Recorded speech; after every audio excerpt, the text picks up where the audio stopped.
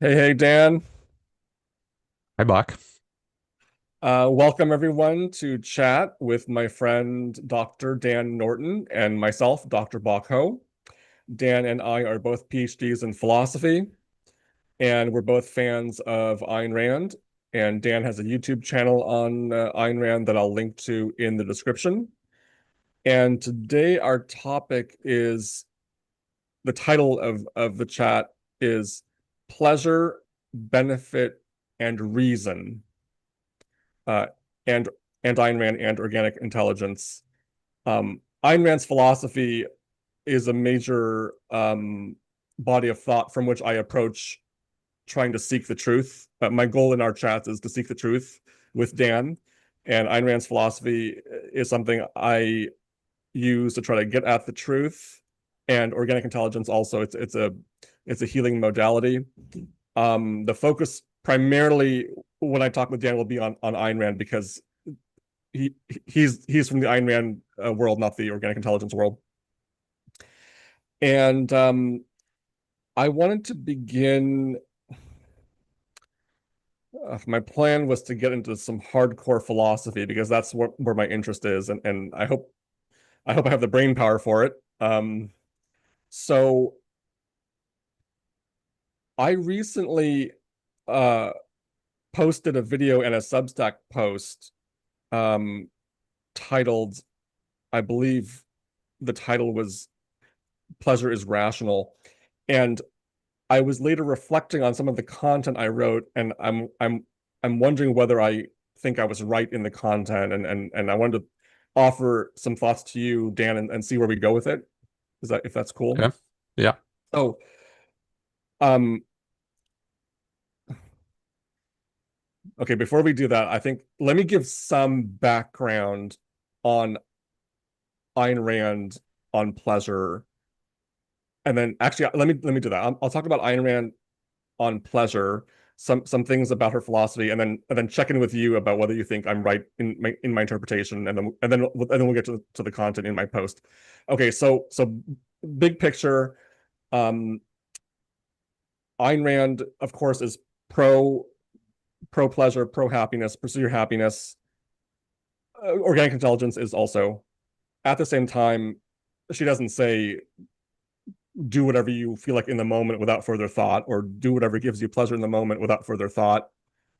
She associates that with hedonism, and she's against that. So is organic intelligence. Organic intelligence is pro pleasure, pro happiness, but doesn't say whatever gives you pleasure in the moment, do that. I mean, for just some easy common sense examples, to put food on the table, to pay your rent, to keep your health up, to keep your house clean, to do life, you may have to do a bunch of things you don't want to do, and you have to think about the future, and so you can't just do whatever you feel like in the moment without any further thought. Okay, that's just some basic ideas. Um, Actually, let me pause there. I just wanted to give some big ideas to set the context, but can I check in with you, Dan, to see if what I said makes sense to you as interpreting Rand so far? It was supposed to be Yeah. I very mean, just simple. So, yeah, just to add a couple terms which might be helpful in thinking about it. yeah. She thinks one should live a long range sort of existence, not a short range Hmm. sort of existence. So, as Bach was saying, don't just do whatever you feel like in the moment without regard for long-term consequences on your life. You might end up feeling less pain, less pleasure overall if you do that. Um, Another term she sometimes uses is whim worship, which I think is a very vivid sort of term to use as the sort of view that she opposes. So just doing whatever you feel like in the moment, acting on your whims without regard for future consequences. She again opposes that in favor of a long run sort of existence and keeping your long run happiness in mind. So these are just other terms Yeah, for describing what you've already described. I appreciate that very much. To throw out one concrete, so she would say her philosophy, objectivism would say, and organic intelligence would also say, if you have to go to work to put food on the table and you hate what you do, maybe you just have to do it and then try to find a job that you like more long term. But just as a quick example of sometimes you have to do what you have to do, even if it's unenjoyable for your long term happiness. So Ayn Rand is in favor of that. So is organic intelligence, and that's not a. I don't think that's a controversial idea. So good starting point. Um, Now what I wanted to throw at you, man, this is hard. My brain is swimming, and I'm nervous about this because it's like I'm doing a lot of abstract philosophy in my head, and I'm scared of how it will come out when I start talking about it. Okay, so here are some ideas from Ayn Rand on pleasure. She regards pleasure as a guardian of the organism's life. Pleasure's good. It's a guardian of the organism's life. And the first grasp of the idea of good and evil, according to objectivism. For the audience, when I say according to objectivism or according to Ayn Rand, I mean the same thing. Right? Ayn Rand's philosophy is called objectivism. According to objectivism, the first grasp of good and evil, and she also associates with the first grasp of value, comes from grasping pleasure and pain. And um, so it's important for cognition. Pleasure is important for cognition and evaluation. I tried to study up on some of her excerpts on pleasure before we met up, and I read some of them, but they're not fully digested. But I'm going off memory and what I think right in the moment. Okay, so in my recent post titled "Pleasure is Rational," I said I said the following. Um, a kid uh, is playing on the beach and is curious about putting sand in his mouth. It's just curious. He's curious about it. So he does it. He puts some sand in his mouth. And his reaction is gross, yuck, nasty. I don't feel pleasure from this. This is nasty, uncomfortable, painful. I'm not saying it's physically painful, but there's some pain, unpleasant experience. And then I said in my post, the kid, I think I said this, I haven't read it. I should have read it before I saw you today. Sorry. I think I said the kid grasps that that's bad for him. Like he was harmed by this. And then I said, let's suppose later the kid eats pizza for the first time and his reaction is, this is, yes, yum, pleasure, very different from the sand. I like this. This is good. This is good. This is good for me.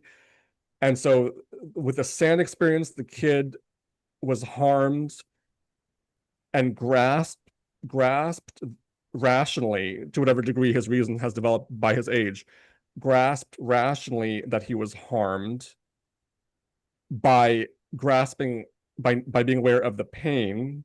And then later when he had pizza, he grasped rationally, this is a benefit to me, good for me. And that's bound up with his feeling of pleasure from the pizza. Hence, Dan, the title of my chat, which is pleasure, benefit, and reason. And reason, according to Ayn Rand, is the faculty that identifies and integrates the material provided by the senses. I think, according to objectivism, the senses would include the five senses and also just introspective data. So I think the child, what I wrote or implied in my post was the child feels pleasure and pain from the pizza and the sand, eating the sand respectively. That's actually, I think, part of reasoning because it's sensory information coming to him that he's processing, identifying and processing and integrating and concluding that, oh, the sand was a harm to me because it was painful, disgusting, yuck. Pizza good for me because if I liked it, pleasure, nice. So I may have directions to go from here, but I wanted to pause there and see if you had any thoughts, immediate reactions to that. I'm not sure exactly what I'm trying to figure out, Dan. The examples are very simple, right? Kid eats pizza, likes it. Kid tries to eat sand, it's disgusting. What I'm trying to sort out the relationship in Rand's view, and as part of seeking the truth, between feeling pleasure, grasping benefit to oneself, and reason. So you have a sense of where I'm trying to go, or the mapping, the lay of the land here. At least partially. Yeah, I, yeah, I'll throw some thoughts at, and you can tell me yeah. if you can do whatever you want with them. But just some thoughts that occurred to me that might be useful to add to the conversation is we come into the world with a pleasure pain mechanism. Ayn Rand uses that phrase, and it's not something that we have a choice about. So Right. when you're just an infant, it's you have Bach gave some examples with the pizza and the sands. Um, just another couple examples. If you're an infant drinking your mother's milk, maybe is one of the first pleasurable experiences that you have, and maybe just not having a blanket on you it gives you a cold sensation. Maybe that's an example of an unpleasant Mm, sort of sensation, and you don't have any choice about this. It's not up to the infants or the baby to decide I am going to feel good when I have this experience of drinking my mother's milk, or I'm going to feel bad when I have this experience of coldness, not having a blanket. It's there's no choice in the matter. So many people think these ideas of good and bad are arbitrary and subjective, and they're just a matter of opinion. But I don't think they are. I think we come into the world with this pleasure pain mechanism built into us, and the things that give us pleasure and the things that give us pain or just discomfort, if pain is too strong a word, aren't things that we have a choice about. So you might think that there actually is a basis for thinking that good and bad are not arbitrary or just subjective preferences. What exactly subjective means as against the objective, that's a big topic, but I just wanted to make this point okay. about we have no choice, at least at the beginning stages. I think it gets a little more complicated once you get much older, um, as to what causes you pleasure or pain. May, And there's also psychological pleasure and pain versus physical pleasure and pain. I think it gets more complex at the psychological level. But at least when you first start out, I think it's pretty straightforward and it's not a matter of subjective opinion. We're just given by nature to feel certain things as good or bad. Thank you. May I go now? Okay. Yes, I you opened with, according to Ayn Rand, we have a pain pleasure mechanism, and we have no choice about that. Now that's exactly, I want to go there. So when I was before we met today, I was also reading up on some Rand, and I read the part in for the new intellectual of the book, in which she's and maybe that was quoting from a speech in one of her novels, but um that we have no choice about the fact that we have a pleasure pain mechanism. And when I read that, I passed over it pretty quickly and moved on to other parts of the paragraph. And but one thought I had was, why is that point? I agree with that point. I think it's true. We have no choice about the fact that we have a pain pleasure mechanism. But my question to myself when I read that was, why is this point being made? Why make the point? It's true that we have no choice about it, but why say that? What's the significance of saying that? And um, I have some thoughts, but could I ask you? You may have answered it, offered an answer when you said what it. Oh, damn it, Dan! Philosophy is so hard. Why do I? Okay.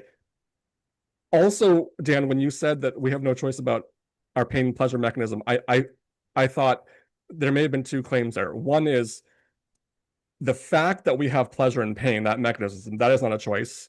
And that's certainly true. I agree with that. And also, what gives us pleasure and pain is not up to choice. So if you remove the blanket from the infant and the infant feels discomfort, he's cold, it's freezing up. I don't know how cold. Well, he's cold and it's unpleasant. He has no choice about that. He cannot just I'm going to choose to feel pleasure. So the fact that he has a pain pleasure mechanism is not up to his choice. I agree with that. And what will give him pleasure or pain is not up to his choice either. I agree with that. My question right now in the moment is, why is the claim that neither of those are choices? What's the significance of that point? Could I hand that to you to have your thoughts? Yeah, Yeah.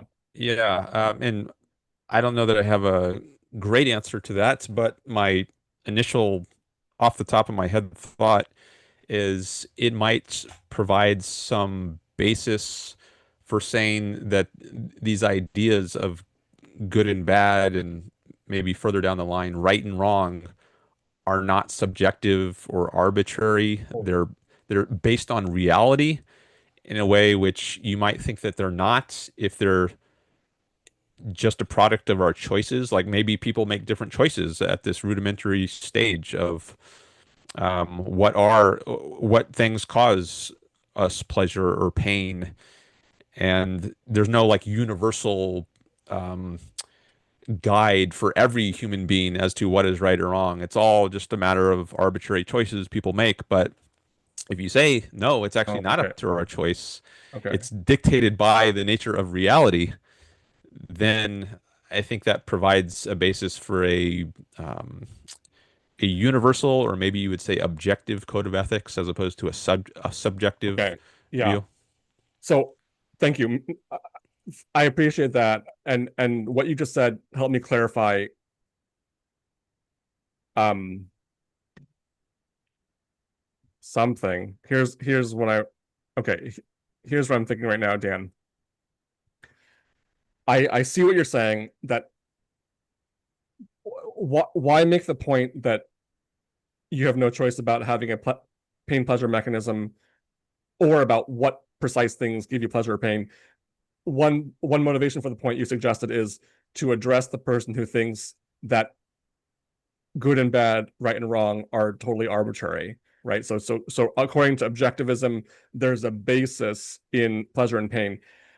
Okay, so I actually had a different opponent in mind. So the person you presented was the person who thinks, well, there's no right or wrong, there's no good or bad, and then we're trying to talk to that person. I actually had a different person in mind. The person I had in mind was the person who believes that it's good to do things that benefit you and bad to do things that harm you. So that person is already sympathetic to that idea, if not outright believes it. It's what's good is to do things that benefit you, what's bad is to do things that harm you. And then the question is what's the relationship between pleasure and pain? On the one hand, pleasure and pain, and benefit and harm. So that was I think I'm getting clear on where I'm trying to go. So we have benefit and harm, and I'm presuming the audience is sympathetic to, yeah, do things that benefit you, avoid things that harm you. Now the question is, how do pleasure and pain relate more precisely to benefit and harm? And what does Ayn Rand think? And going back to my initial examples, when I said, okay, the kid tries eating sand and he finds it disgusting and he thinks that's bad for me, I've been harmed. Do you I feel embarrassed because I'm not sure what I'm trying to do exactly. And this is always on live stream, of course. Uh, do you, Dan, agree with the kid eats sand, he finds it disgusting. Do you think such a kid would also have the further thought, that's bad, and that's bad for me? And is he rationally grasping that eating the sand is bad for him because it was painful? Okay. And I'd have the same Um, questions about the pizza, but we don't have to. But yeah, do you have a I think these are all very closely related concepts, like bad and painful and harm, and ex getting clear on exactly what the relation is. I think could be tricky. Maybe they're not identical concepts, not exact synonyms, but what exactly are the shades of difference between them? And that's something I don't know about. I haven't thought deeply about what exactly is the difference between these concepts, but I do think they're all related, and um, maybe maybe pleasure and pain are the most basic of these families of concepts, and then maybe more advanced are the concepts of good and bad. There's something, to my mind at least, the concepts of pleasure and pain seem more primitive than the concepts of good or bad, which I oh, associate more with morality, which seems a little advanced when you're talking about an infant. no, So I think maybe good and bad is an evolution from the more basic concepts of pleasure and pain. thank you. No, first, um, I appreciate everything you just said, and you identified more clearly than I did what some things I'm trying to identify. So we have we have these concepts, pleasure, good, and good for, and you were saying they're related and they're exact relations you haven't thought much about. And exactly, that's what I'm, and I have us under the pressure cooker of this live stream to try to see if we can do anything. And it's also impossible to think when people are when you feel like people are watching you. Not impossible, but it's harder. So I feel that Mhm. too. But so we have pleasure, good, and good for, and you're saying they're related. I agree, and they're related in objectivism. And then we have pain, bad, and bad for, and they're related, and I agree, and they're related in objectivism and in organic intelligence too. Um, so when so a question in my mind is how when and or how does one rationally validate or prove to oneself or justify that something is good or bad for them? And Rand seems to be suggesting, at least in certain excerpts, that pleasure, you can just go from pleasure to I benefit and from pain to I'm harmed. Like that it's rational for the kid to think. And I'm also self-conscious about using the term rational when I'm referring to a kid. But one reason I'm referring to kids is I'm really trying to get at the chronological development of epistemology and knowledge and truth. So because it could be very epistemologically improper to go from an adult context and then try to and stay there, and then as if you're going to get insight into the development of the epistemology in the child and the grasp of pleasure, pain, good and bad, right? So from the kid's perspective, would you say kid puts sand in mouth is disgusting, I'm harmed, is that a rational process? Like he's validated to himself rationally, yeah, pain is what's bad for me, sand in mouth bad, pleasure is what's good for me, pizza I like pepperoni and bell peppers, those are good for me. Is that all to you very, yeah, that makes sense, total sense? You've discovered pleasure and pain, and you infer from pleasure that you benefit and from pain that you are harmed. Is that Yeah, I think that's correct, and I think it's rational for a child to reach these conclusions.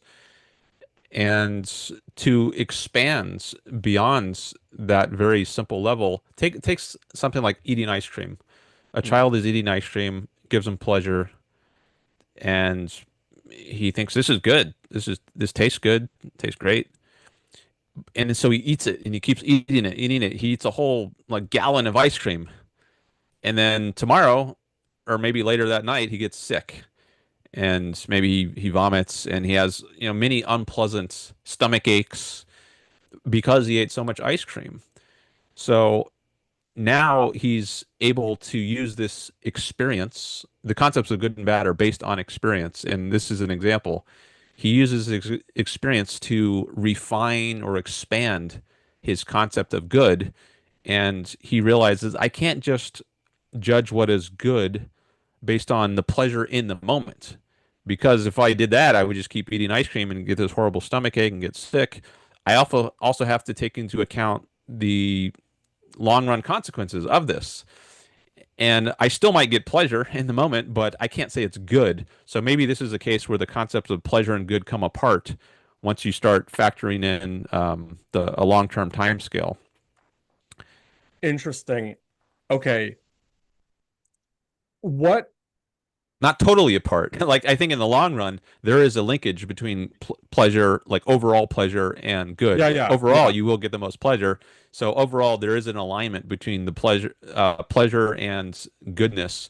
But I guess at least in narrow circumstances, they can seem to come apart. Yeah, I follow you. Um, uh, and I think I agree, though I may want to come back to this and revisit. We talked a while ago about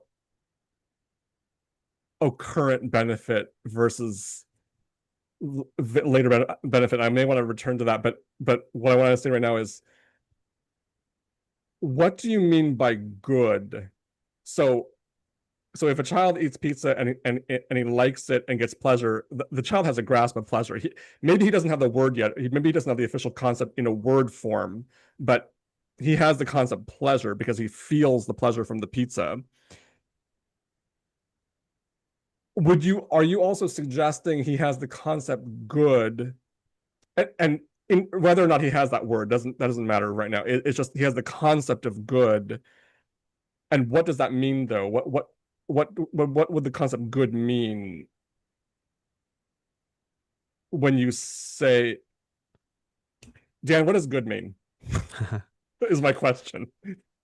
Well, ultimately, I think I don't know if I want to say it reduces to pleasure, but maybe I feel a little more comfortable saying it's based on pleasure, such that if you didn't have the experience of pleasure ever, the concept of good would be meaningless. There would just be no content to it. Yeah, so I think that's so. I Kid eats pizza. Kid has a yum experience and says to his friend or his mom or whomever, "This is good," right? So what does and maybe I'm asking you to repeat the same thing you said, but I still want to. So what does he mean by good? There, maybe it is just a synonym of pleasure. So I think maybe the concepts of good and pleasure, I think maybe are identical at the very early stages of like infancy and Yeah, toddlerhood, and then later they start to come apart or somehow become a little more complex in their relation to each other. I think that. Oh, may I? Yeah. Um, if the kid identifies the pizza as good, when the kid identifies the pizza as good, and then also let me bring in the sand thing. When he tries eating sand and it's disgusting, and he says this is bad, there's an evaluative a action implying content in his statement, right? So if he says this is good, this pizza is good, he's also grasping um I should go this is something I should go after. And then when he says this, trying when he tries to eat the sand and it's disgusting and he says it's bad, this is something I should avoid. So there's something, there's evaluation and implication for action. Go for this, go away from that, as opposed to just identifying like the sky is blue or the sky is gray or the pizza has bell peppers, the sand is grainy. I mean, he can identify and seek knowledge of, and which is good all day long, but identifying something as good and bad as opposed to blue, gray, having bell peppers, not having bell peppers, smooth, grainy. The good and bad is grasp of what to go after and what to avoid, I think, right? Yeah, I think that's right. So it's when he identifies something as pleasurable and painful, part of that is you're just identifying something, right? Like this is pleasurable, this is painful, this is blue, this is gray, right? But with the identification of pleasure and pain, there's also a, a, an emerging concept of good and bad, which refer to that which is to be pursued and that which is to be avoided. Is that Yeah, this is I hear David Hume off on the side starting to call in with his uh, is-oughts um, issue.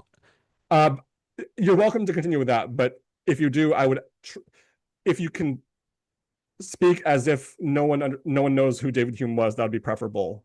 But Okay. what do you think of what I said so far? Yeah, do you?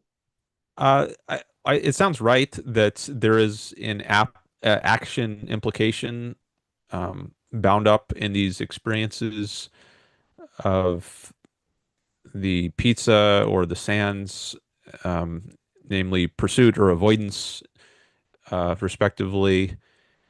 Um, so, without mentioning him, one might wonder if it follows from the fact that something is good that you ought to pursue it, or does it follow from the fact that you experience something as bad that you ought to try to avoid it? Um, May I inter? Maybe yes. I think I might say yes to that. I don't. I guess I don't feel comfortable giving a very confident yes, but I think the concepts of good and bad may be more tightly bound up with the ideas of what you ought or ought not to do than many philosophers have thought. Wait, I actually when I when I said the kid, okay, the kid eats pizza, he likes it, he says, or at least thinks to himself, this is good.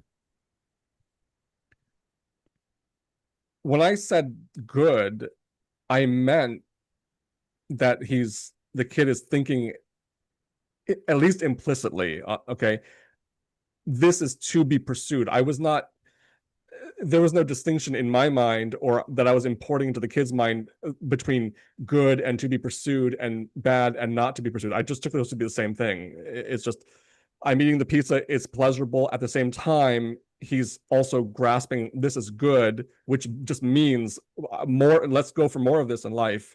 And the sand is disgusting, bad. Let's avoid never eating sand again. I meant them to be the same thing. Good is to be pursued, bad is not to is get away from this. Um, Well, what do you maybe think? that's a healthy mindset to have, and maybe it's a sign of an unhealthy mindset that, or something just mistaken, that that would have these two come apart. Like if someone says, "Yeah, it gives me pleasure, but why should I go after it?" Now you might think Oh that's a yeah, no.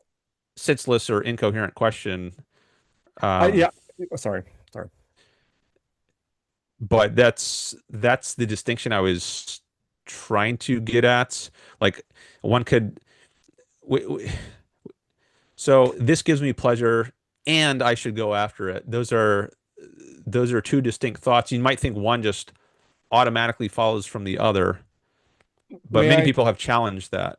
Okay, right. So for the context I desire for us to have, and but feel free to fight me on this. But I'm trying to proceed inductively and in a normal, healthy, rational way, not trying to fight against philosophers or PhDs who are out to get us and poke at any hole that we or it's not that. This is just Okay. I'm just trying to think about life and seek truth. And in this context about pleasure, benefit, and reason. And I'm not trying to keep in mind like all the philosophers who would attack us from every different angle. It's not that at all. So it, Okay. yeah. So, but feel free to bring that in if it interests you. Then we can still look there. But so would you agree with me that as the kid grows up, as he feels pleasure and pain and notes that to himself, pizza gives me pleasure. Uh, Bagels, I don't like. I don't like putting sand in my mouth. Gum, I do like. I like chewing gum. So as he identifies pleasures and pains, bound up with that is good and bad. Like they're very close. You suggested. I think that's true in objectivism too. And the good and bad just is okay. I've learned something. I like gum. I like pizza. I like swimming. I'm gonna go for this. I don't like eating sand. I don't like bowling. These things give me pain. I'm gonna avoid those. So pleasure and pain is bound up with the grasp of good and bad. And would you say that good and bad, proceeding rationally and inductively, not trying to fight all the philosophers of the past, the grasp of good and bad is the same thing as good for and bad for, which is the same thing as benefit and harm? I do think the grasp of good and bad is implicitly, at least, a grasp of someone for whom something is good or bad. There is no just good, period, good full stop. Like if you say this, the sand is bad, well, there's an implication it's bad for the kid who is eating the sand in this case, or the pizza is good, it's good for the kid. Um, you don't always state that explicitly, but I do think there is implicitly I an agent for whom something is good or bad. So yeah, so when the kid puts sand in his mouth and tries eating some and it's disgusting and he says this is bad, he is grasping the bad is inherently it's bad for me. Like right. So rationally and inductively the grasp of bad is the grasp of bad for someone. Um and same with good. This pizza is good. That means it's good for me. Right. Okay. Hmm. Okay. Um so how does okay, I'm searching for like is there a one line, a nice one line that captures what I've said that you seem to agree with? I think is consistent with objective. Like you grasp what's good by grasping pleasure and what's bad by grasping pain, and the good is good for and benefit, and that's what you go after, should you go after, and the bad is what's bad for and harmful, and that's what you should avoid. That's right. Okay. Now, at the same time, Ayn Rand is against hedonism, which she takes to mean using pleasure as your standard of what to pursue and to pursue. And so is organic intelligence, but since we're focusing mainly on Ayn Rand, so how does what we've just said so far and that we agree, or I agree with it, and you've sent the in the moment you agree with it, how does that differ? How is that not just hedonism or just going after pleasure, using pleasure as your guide? You know? Well, um, I gave the example of ice cream before, and if Yeah, yeah. Now, well, let me first make a prefatory comment. I have discussed hedonism on my channel, and if you understand hedonism in a certain way, which I'm not sure is the right way to understand it, but if you understand it as holding as the view that pleasure is the highest value, and you understand pleasure in a certain way as meaning not just physical pleasure that you get from eating food, but if you have a more broad concept of pleasure that includes psychological pleasures like maybe the joy of getting married to someone you love, that gives you pleasure, not physical pleasure like from food, but there's a kind of psychological pleasure. If happiness is a type of pleasure, um, well, and hedonism says that's the highest value, then I think that is consistent with objectivism. But Mm, I don't think that's the way Rand is understanding hedonism as merely being the view that pleasure is the or happiness is the highest value. I think it is more, she's understanding it more along the lines of pleasure is your guide moment to moment on what you should do. Um, yeah, no, but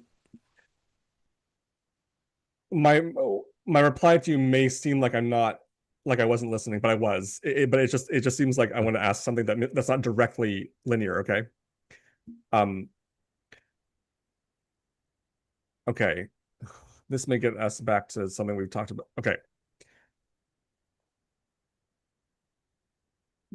A guy wants a drink, an alcoholic drink. He gets one. He drinks it. He enjoys it. Okay. Super simple example. Doesn't get simpler than that. Did he benefit? Was that good for him? That's my question to you. I don't know if we can judge that out of context. Like, well, I do think we could say he benefited at least somewhat, assuming that, he's getting pleasurable sensations. Maybe you would call it occurrent sensations of pleasure. But whether it's an overall benefit to his life, like was it a good thing for him to do? I think we need more information first to decide that. Like, is he about to drive home and he's going to have some alcohol in his system and then maybe get in a wreck as a result of this? Well, in that case, maybe it was bad. There still was some benefit to him, but not a net benefit, possibly. Okay, good. So now I think I disagree with what you're saying, or well, you're saying if he had the, okay, let's say he has the drink. Anyway, are you saying this? If he has to drive home, ah, damn it. Let me restart my sentence, restart my thought. I think if he gets pleasure from it,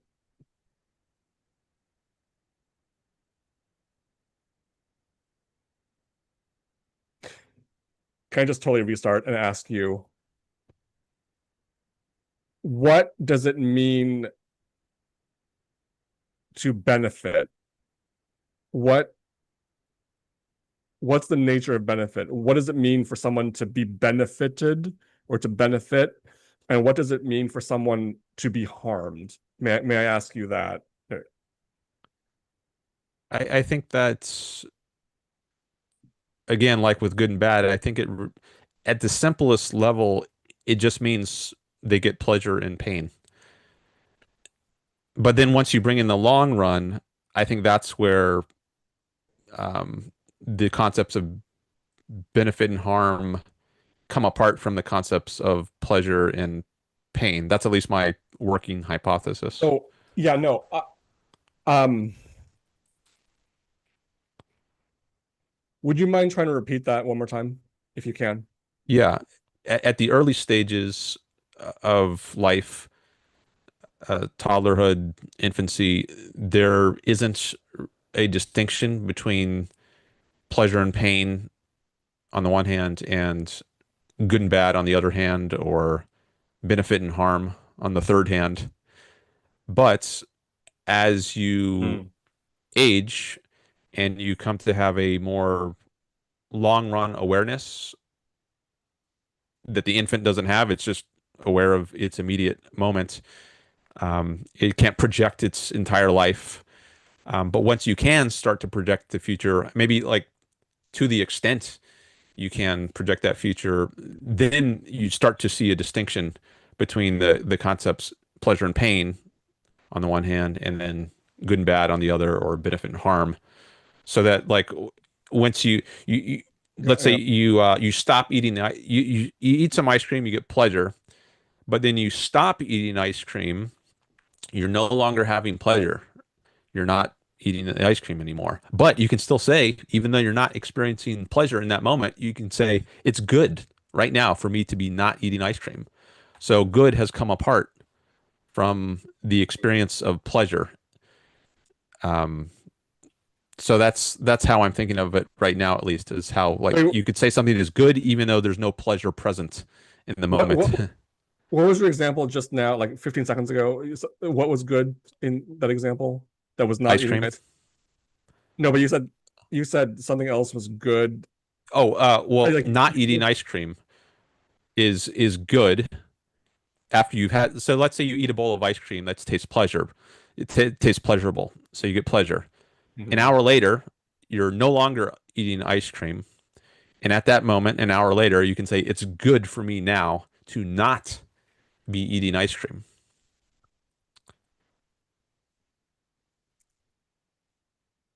Because if I did, I'd have a stomach ache, or it would just be not pleasurable, or Yeah, something negative okay, about okay. it. May I? Okay.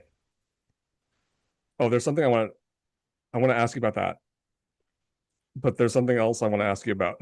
So, so which one would give you more pleasure is my question to myself. So I want to go to I'm actually trying to prioritize what I think is more fundamental. So you said that at least in the early years, pleasure and pain and good and bad are the same, or virtually, or something like very tightly connected.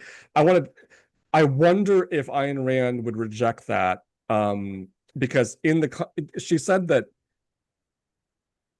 um, I'm not sure if she would or not, but she said, well, babies who don't who are not able to experience pleasure at all die very quickly because they can't detect injury to themselves, right?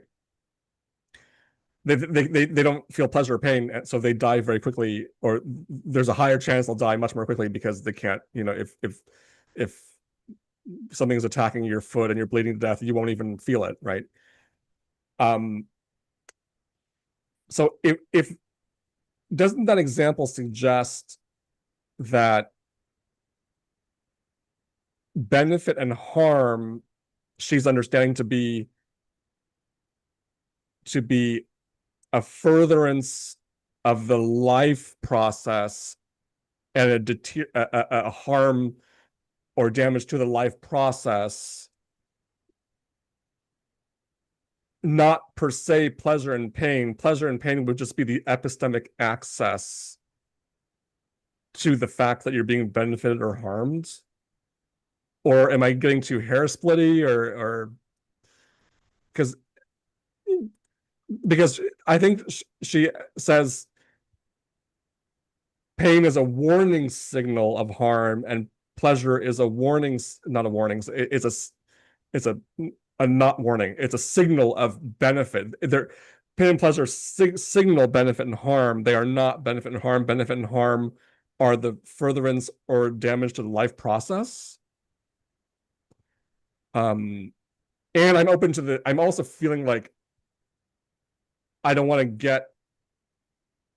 I mean, there's a place for being hair splitty because we're doing philosophy, like we're trying to seek truth. At the same time, if you think I'm being overly nitpicky, maybe I'm Pedantic. sensing that. But what do you? Yeah, yeah. No, I didn't have that sense, Okay. but um, The example of people who don't have pleasure and pain are more likely to be injured and die quickly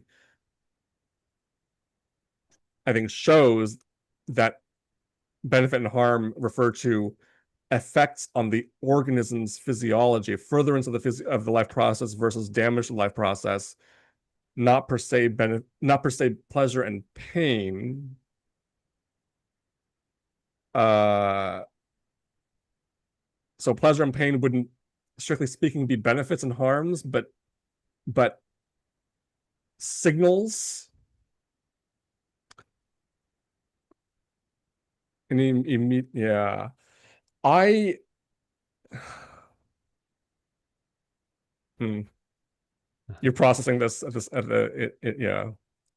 Um, I'm well, part of me is deciding should I jump in now or is Bach still about to say Yeah, something yeah, else? yeah. So I should. I was also not sure if I was continuing, but I remember also, I'll land one more thing.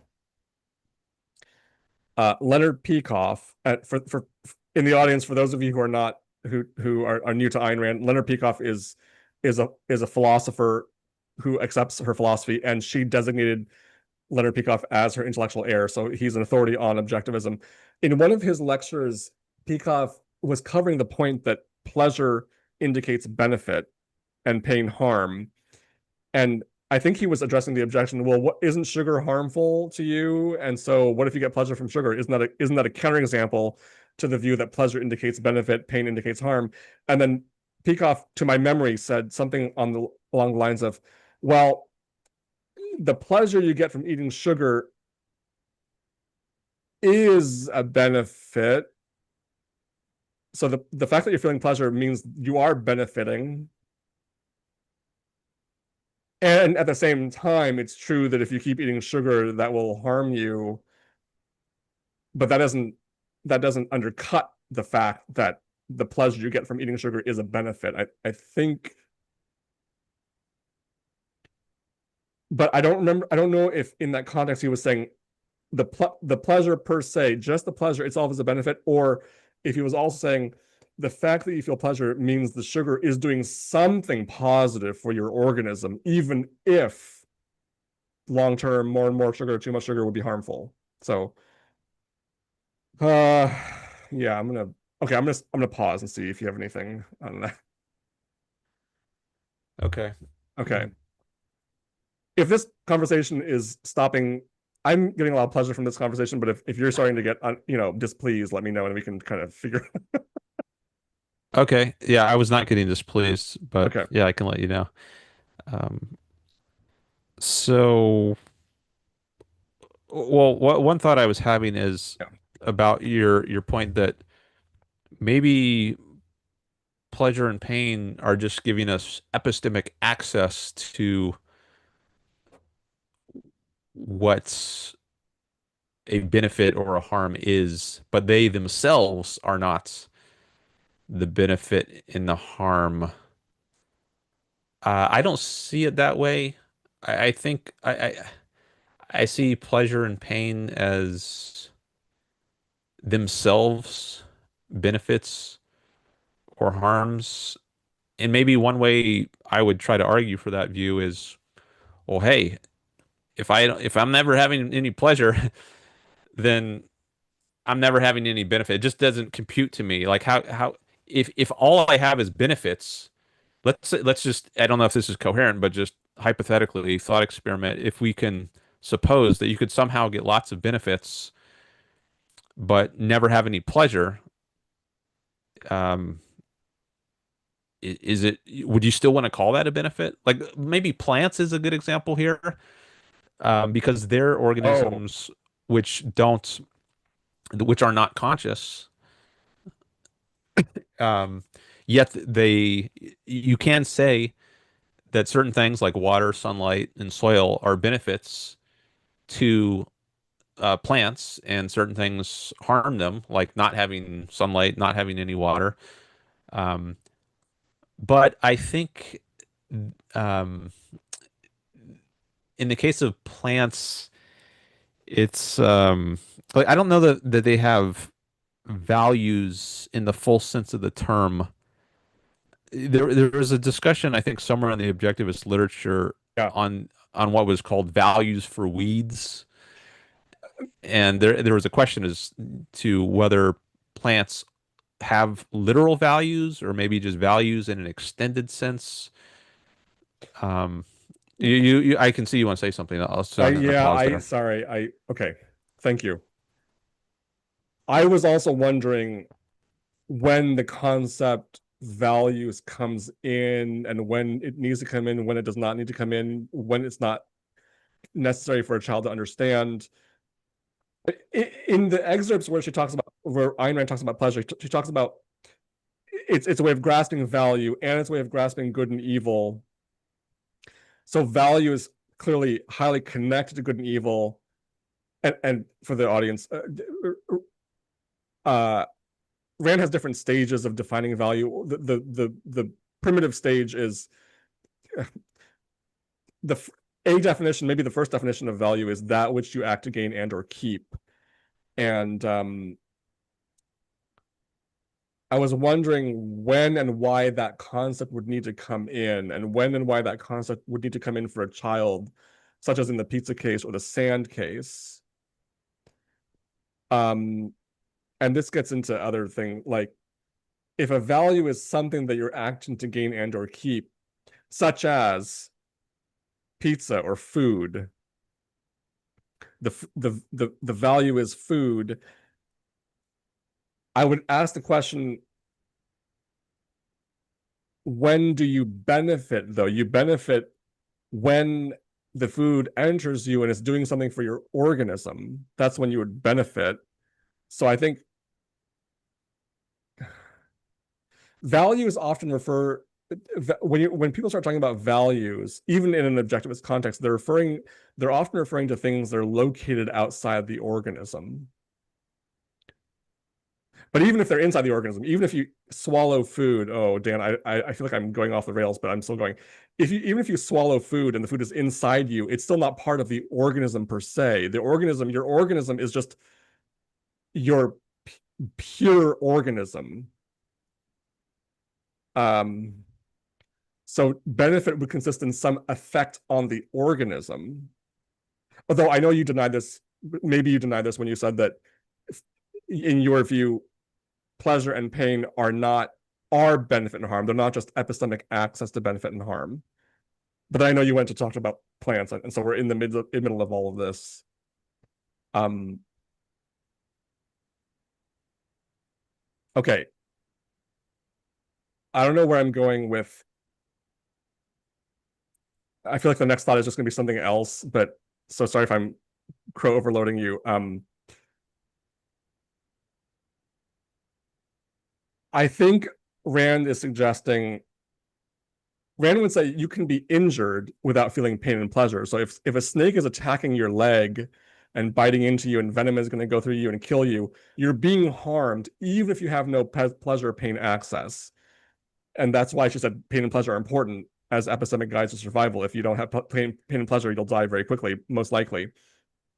So I think she would say benefit and harm are effects on the organism. Pleasure and pain are ways of epistemic access at the same time. At the same time, our in the big context, our concern as individual human beings living our lives should be what do I do, right? So we're practically oriented. So in because we're oriented towards practical living, and that's good to be oriented towards practical living. Pleasure and pain must come in a fundamental way. So even if they're just epistemic access to benefit and harm, they're still fundamental, absolutely fundamental. I have to go for pleasure. I have to avoid pain. So as far as thinking about living one's life, yeah, you have to go for pleasure and get away from pain, I think. And if you're getting Okay. in a highly technical context where you're trying to sort out the exact nature and relationships between pleasure, pain, benefit, and harm, um, I think benefit and harm. I'm drawn to the view right now in the moment that pleasure and pain are epistemic access. They're not benefit and harm per se, and benefit and harm is always a current benefit and harm, never in the future. And a current benefit and harm are effects on the organism. But I'm Okay. not saying anything of what I just said has any practical value. It's just if you're trying to get at the truth. Okay. So, All right. yeah, I'm not sure where to go yeah, with yeah. this next. Uh, Um,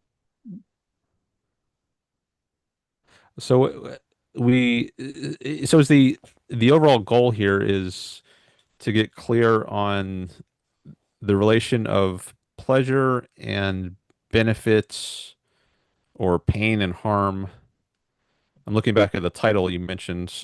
You said pleasure, benefit, and reason, and Ayn Rand and organic intelligence. So yeah.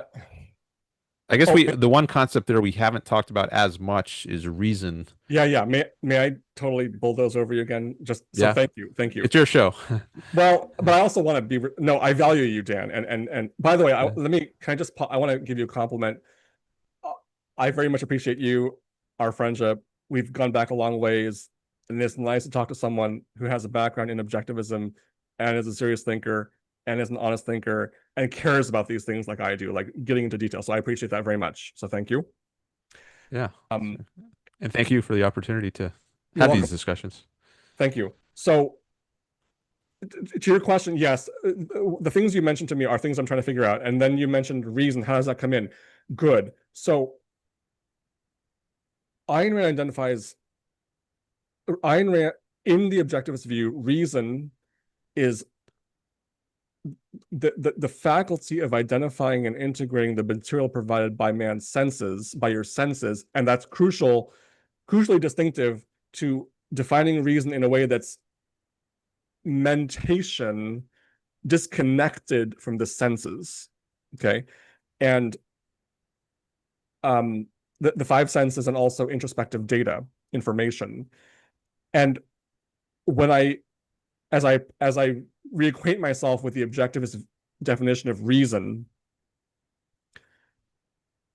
and I think about pleasure and benefit,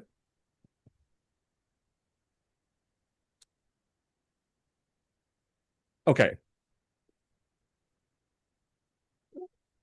I'm gonna offer some thoughts. So I think in the objectivist view, seeing, hearing, touching, tasting, and feeling are part of reasoning. I mean, we're talking about identifying and integrating the material provided by your senses. So the senses are involved. So your sensory operation is part of your reasoning. And also introspective information arising is part of the reasoning. It's the data of reason. This reason includes what it's reasoning on. The identification integration is identification integration of something, and that is the material provided by the senses, the five, and also internal data. And I think pleasure is information, pain is information, it's sensory input. So it would be part of reason, right? And when the child is having the gross reaction to sand or the pleasure reaction to pizza, that is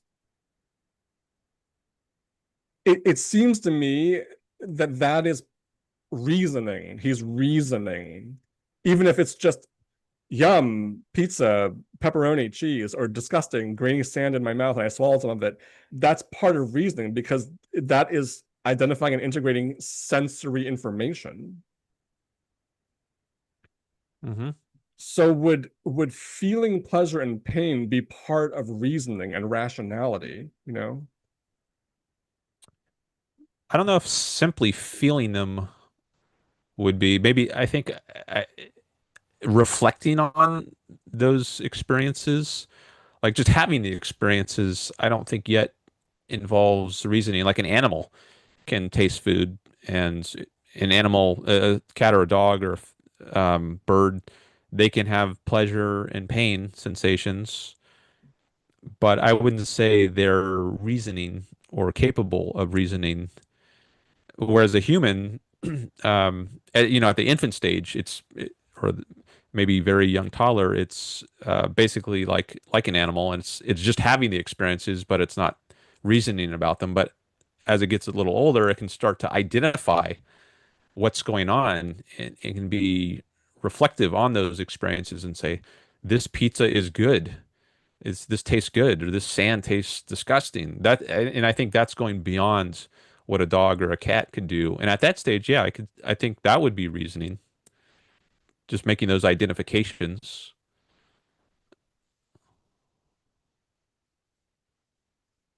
Yes.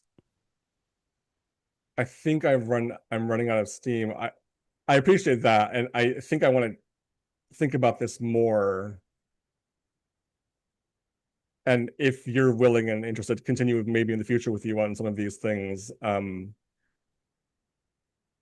So, but I think what we've done today is I appreciate it. I think it was fruitful. I'll be thinking on it for a while, and I think that we both understand each other here. We understand what the terrain is, what we're trying to figure out, or at least what I'm trying to figure out, or some of it what I'm trying to figure out, right? I think Hmm. yes, and then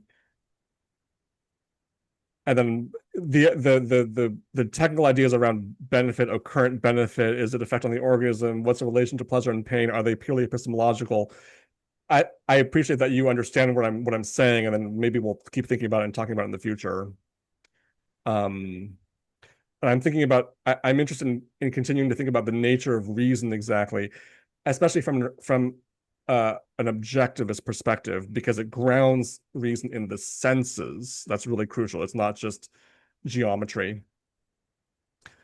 Um, There's a stereotyped view of what it is to be yeah, rational. People yeah, often yeah, think of Spock from yeah. Star Trek, where it's very divorced from values. It's just cognition. At least this is what I've heard. I don't watch Star Trek myself, but I think Rand's view of reasoning is very not the Spock sort of view. It is intimately connected with values and um, Pleasure. pleasure, pain, Yeah, yeah, yeah. experiences, emotions. Okay. I would like to leave it at that. I'll give you a last word in a moment, but thank you, Dan, so much for this for continued philosophic exploration of topics that I think are that intersect objectivism and organic intelligence. Um, and a link to your channel will be in the description. I look forward to our next chat. Any last words, Dan? So thanks for having me. Glad we got to chew on this some more. I don't have it all worked out, but Yeah, I mean, well, um, yeah. talking through these things, it's challenging, and I like that because it pushes my boundaries and helps me to understand things better as well. Thank you. I appreciate that. I will reveal one thing. Um, Sometimes when I'm talking, I felt sometimes, am I talking about absolutely nothing and just using a lot of brain power on absolutely nothing? And at the same time, I think these issues are important. I mean, we're talking about understanding the truth about right and wrong, good and bad, pleasure and pain, benefit and harm, epistemology versus metaphysics, the nature of life, a current benefit, future benefit. These are like central, important questions, I think. Yeah. Yeah, important topics.